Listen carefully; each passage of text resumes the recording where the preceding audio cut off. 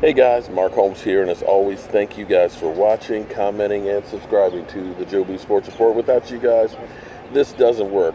I am sitting here waiting for time to go by so we can get to training camp practice and stuff, and I'm going through and looking at the comments, and I haven't done one in a while, but this is a response to the dumbass comment of the day. And it actually came from a Seattle Seahawks fan, and I understand where he's coming from to a point. A lot of people are saying, well, why should the Seattle Seahawks pay him more money? He's on, he's got a contract, he should honor his contract. And people start dissing players and saying, well, wait a minute, you got a contract. Why aren't you living up to the contract? Well, here's the thing. That philosophy is only one-sided because basically you're saying that the player should always live up to the contract, but nobody ever holds the ownership or the team liable for the contracts. You follow me? When you heard Todd Gurley, excuse me, talking about guaranteed contracts that NBA players have, here's what you have to understand, and this is the same in college football too. Your scholarships are basically one-year scholarships. If you get hurt, they can cut and let you go. They don't have to pay you. And that's how it is in football. You can go out there just like, I can't think of the Patriots receiver. He signed a contract for him too, right? Pulled his hamstring, and what happened? Of the contract, tore that up, bye. So if the team doesn't have to hold the contract up, why do you? See, here's what you have to understand is, yes, he's guaranteed $8.5 million, which is way more money than I'll ever make, or any of us. But it's not apples to oranges. You're talking about only a few thousand people that can actually get to the level that they are. It's the cream of the crop. It's the top of the food chain, so to speak, when you get to become an NFL player. But with that, you are always one play away from losing it all. Listen to what he said, and it's very true. It doesn't matter what you've done for the team, how well you've played, how loyal you've been, they can cut you.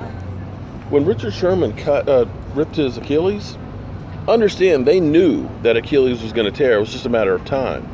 Yet he went out there and said, you know what? I'm giving it all to my team. I'm going to play until it tears and do what I can to help my team win.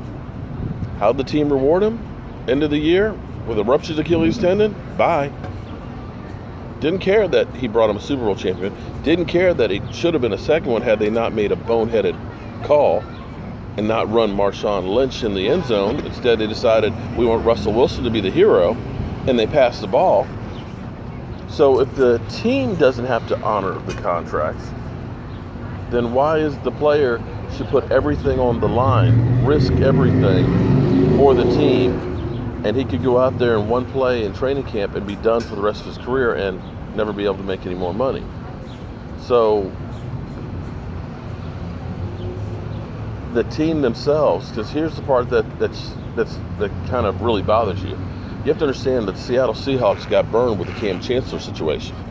Cam hung out, and they said, well, we're not going to negotiate till you come to camp. He came into camp, and they paid him, and basically got $25 million, and only played half of a season for him.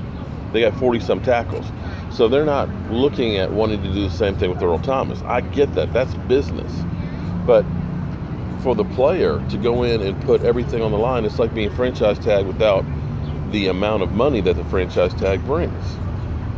If I'm so valuable to you and you really care about me as a player and what I've done, then you at least say, okay, all the work you've done is worth us taking the risk. But Seattle's not taking any risk, and that's where he's just like, forget this. So it's a tough business, and in the end, this is bigger than just Earl Thomas. This is the way NFL players get treated all over the place. Like I said, take a look around when one of these guys gets hurt, especially this time of year, guy trying to make it in the league, they're cut, they're gone. Broken leg, messed up knee, bad back, concussions, bye. See ya. If they do it to Emmitt Smith, they'll do it to anybody.